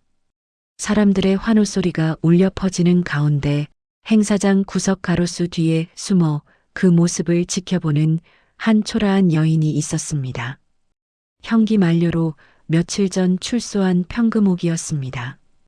평금옥은 때자국 가득한 낡은 옷을 입고 꾀죄죄한 모습으로 무료 배급되는 빵을 얻으러 왔다가 단상 위에 곽도희를 보게 된 것이었죠. 평금옥은 빛나는 곽도희의 모습을 보며 입을 틀어막고 주저앉았습니다. 평금옥이 회한 섞인 눈물을 흘리며 갈라진 목소리로 중얼거렸습니다. 재경아, 아니 도희야, 내 복덩이 며느리. 내가 천벌을 받았구나. 내가 저 귀한 복을 내 발로 차버렸어. 평금옥은 곽도희에게 다가가 빌고 싶었지만 자신의 처참한 행색이 부끄러웠습니다. 결국 그녀는 곽도희의 시선이 닿기도 전에 쩔뚝거리는 다리로 도망치듯 자리를 피했습니다. 곽도희는 멀어지는 노인의 뒷모습을 보았지만 더 이상 증오는 남아있지 않았습니다. 과거의 상처는 이제 완전히 아물어 그녀를 더 단단하게 만드는 훈장이 되었으니까요. 개관식을 마친 곽도희는 태진과 하늘이의 손을 잡고 근처 한강공원으로 향했습니다. 노을이 붉게 물드는 강변을 따라 세 가족이 나란히 걷는 모습은 마치 한 폭의 그림처럼 평화롭고 아름다웠습니다. 아장아장 걸음마를 시작한 하늘이가 까르르 웃으며 강아지를 쫓아 달려갔습니다. 강태진이 아이를 뒤쫓으며 즐거운 비명을 지르자 곽도희의 가슴에는 행복이 벅차올랐죠. 곽도희는 문득 뒤를 돌아보며 지난 1년을 회상했습니다. 피눈물을 흘리며 도장을 찍었던 그날의 결단이 없었다면 지금의 이 찬란한 노을을 결코 보지 못했을 것입니다. 곽도희가 태진의 어깨에 머리를 기대며 평온한 목소리로 속삭였습니다. 태진 씨, 이제야 알 것 같아요. 가장 완벽한 복수는 저들을 처벌하는 게 아니라 우리가 저들보다 훨씬 더 보란 듯이 행복하게 잘 사는 것이라는 걸요. 강태진이 곽도희의 허리를 부드럽게 감싸 안으며 고개를 끄덕였습니다. 맞습니다. 도희 씨. 당신은 세상에서 가장 멋진 복수를 완성했습니다. 이제 우리 앞에는 행복한 내일만 있을 테니 걱정하지 마세요. 세 가족의 행복한 웃음소리가 강바람을 타고 멀리 멀리 퍼져나갔습니다. 지옥을 뚫고 나와 스스로 태양이 된 곽도희의 미소가 화면 가득 퍼졌습니다. 악인들은 자신들이 만든 탐욕의 감옥 속에서 영원히 고통받을 것이고 선한 의지로 시련을 견딘 그녀는 진정한 사랑과 평화를 얻었습니다. 하늘에 떠오른 첫 별이 세 사람의 앞길을 비추며 이야기는 막을 내렸습니다. 권선징악의 명확한 진리 속에서 시청자들은 깊은 안도와 카타르시스를 느꼈고 곽도희의 새로운 출발을 응원하며 진한 여운 속에 방송은 마무리되었습니다. 오늘 이야기는 자신을 무시하던 사람들에게 완벽한 복수를 하고 진짜 행복을 찾은 도희 씨의 사연이었습니다. 인생의 모진 시련 속에서도 나 자신을 잃지 않는다면 진정한 복수는 결국 보란 듯이 행복해지는 것이 아닐까요? 여러분도 힘든 상황 속에서 도희 씨처럼 당당하게 일어서시기를 진심으로 응원하겠습니다. 오늘 이야기가 속 시원하셨다면 좋아요와 구독으로 따뜻한 마음을 나누어 주세요. 이야기를 끝까지 들어주신 분이 계시다면 잘 들었다고 댓글 하나만 남겨주세요. 지금까지 똑순이 사랑방이었습니다. 감사합니다.